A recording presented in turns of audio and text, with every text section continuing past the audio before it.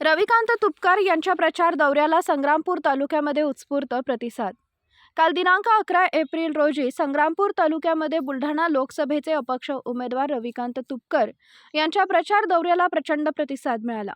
रविकांत तुपकर यांच्या वहिनी प्राध्यापक राधिकाताई नंदकुमार तुपकर यांनी विविध गावांमध्ये जाऊन शेतकऱ्यांसाठी अहोरात्र लढणाऱ्या रविकांत भाऊ तुपकरांना मदत करण्याचे आवाहन केले।